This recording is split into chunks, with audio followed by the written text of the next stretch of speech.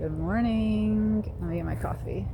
I'm coming to you live from the community supported Foodscapes.Hub in Central Florida.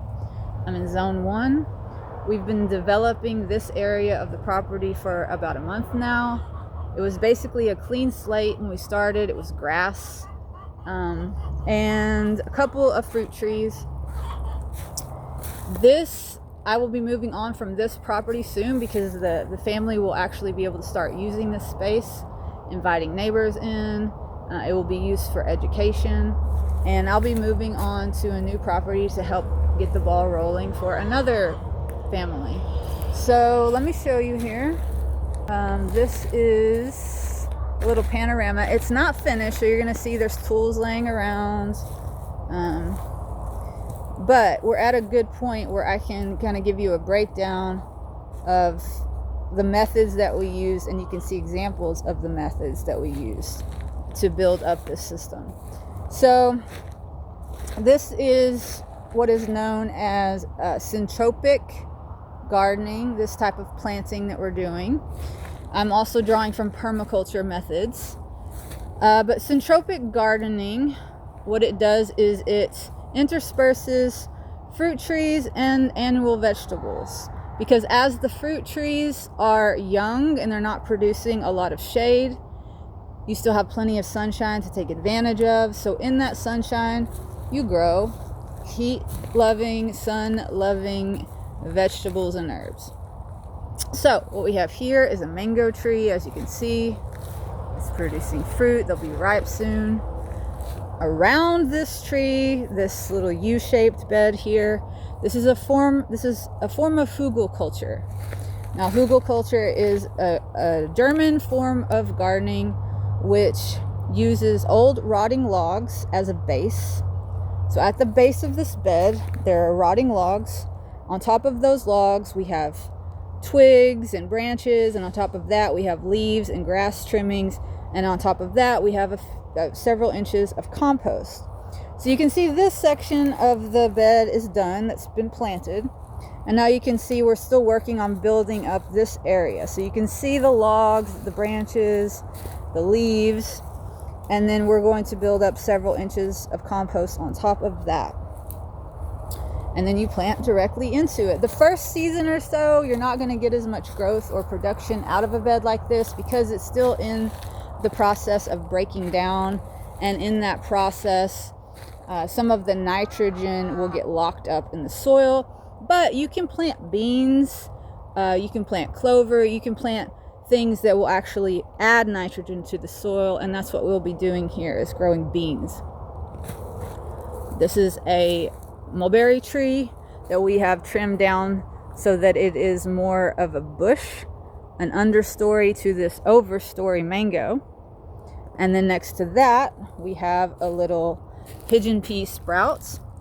This was planted from seed about 3 weeks ago. This is going to grow to be about 5 foot tall, 3 foot wide. It's going to be giving, within the next 6 months, 6 to 9 months, it will be producing food. When you trim this plant, you can drop the leaves on the ground. That's known as chop and drop. It will build the soil.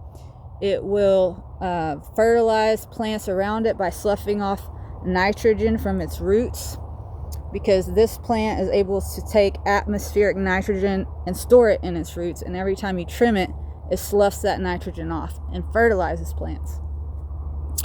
So this is a Jamaican cherry tree.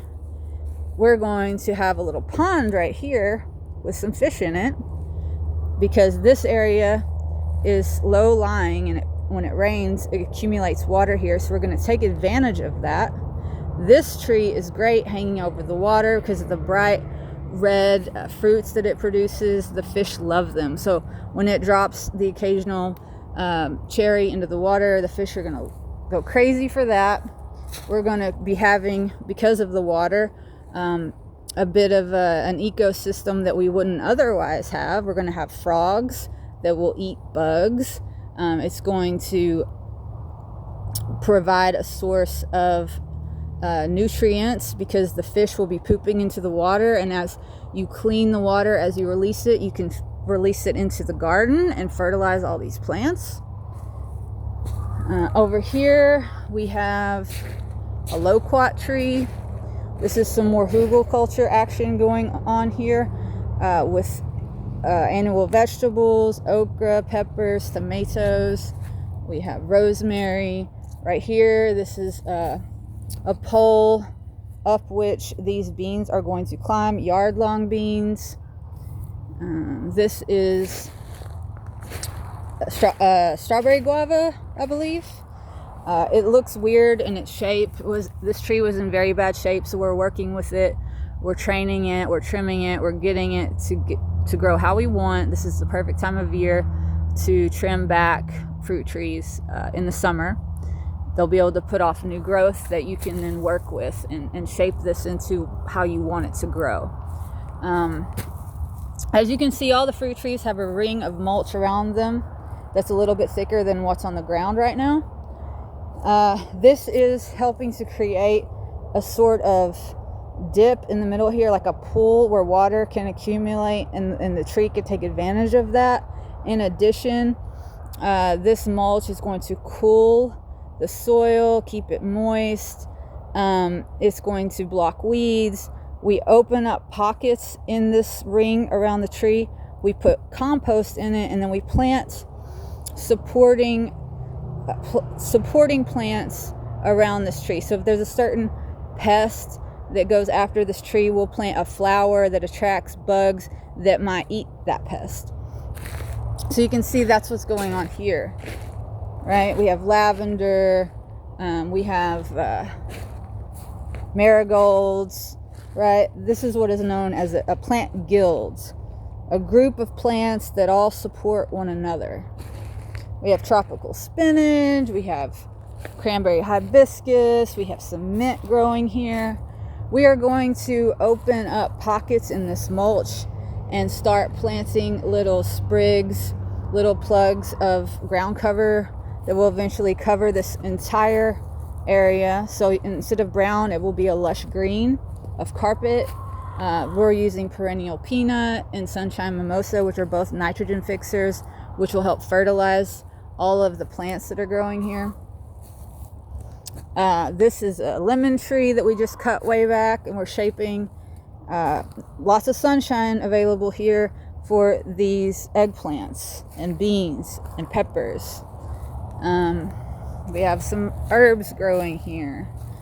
And you can see where this is what is under the mulch. It's contractor's paper.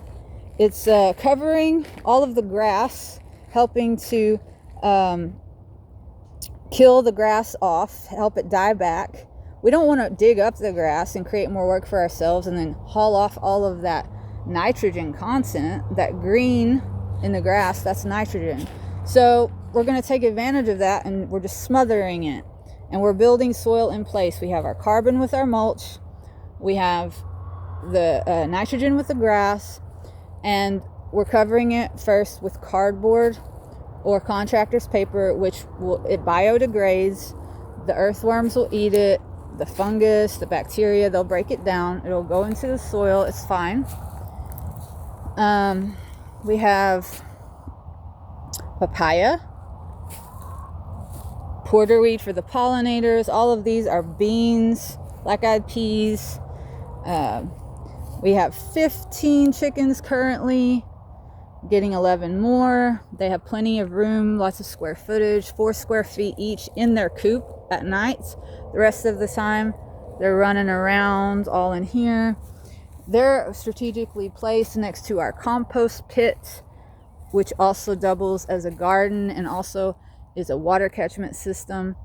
We're going to take all of the tree trimmings, grass clippings, all of the biomass from this property goes in here and builds soil slowly over time.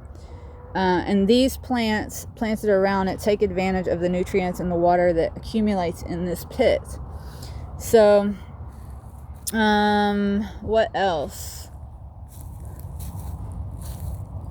Oh, we're going to, over here, as you can see on this pit, or excuse me, on this pad, this concrete pad, there's going to be, this is all going to be cleaned up, obviously. There's going to be outdoor sauna. There's going to be an ice bath. right next to the pond, right, a lovely view. These raised beds are going to be put along the fence line here on the inside of the garden. We're going to plant it with vining plants like loofah and gourds and sweet potatoes, and they're going to grow up on this fence over the run and create shade for the chickens and a visual barrier from predators like hawks that might like to have a chicken nugget. So what else? Yeah, I think that's it. This is what syntropic gardening looks like. Taking advantage of the sunlight while the fruit trees are growing. As more shade is produced by the trees as they grow, you'll replace the annuals with other perennial things, like maybe shade-loving shrubs or berry bushes. These are a cool plant. This is a miracle tree. It'll grow about 6 foot tall, maybe more, but it'll be an understory to this mango here, and it produces a cool red fruit that when you eat it, it changes your taste buds, so that if you eat a lemon and then you eat one of these fruits, the lemon will then become sweet tasting. So it changes your taste buds from sour to sweet. So it's very fun for children, and it's very high in vitamin C, so it's a great addition to the diet. Yeah, so this is community supported Foodscapes.Hub. This took about a month to do this work, mostly one person doing it, although the family helped some and got to learn as they were helping. That's the idea of this project, and they have been educated on all of the process and all of the techniques and design principles, so they'll be able to help educate their neighbors, and that's the idea of this project. And I'll be moving on to a new property soon. Yeah, happy gardening.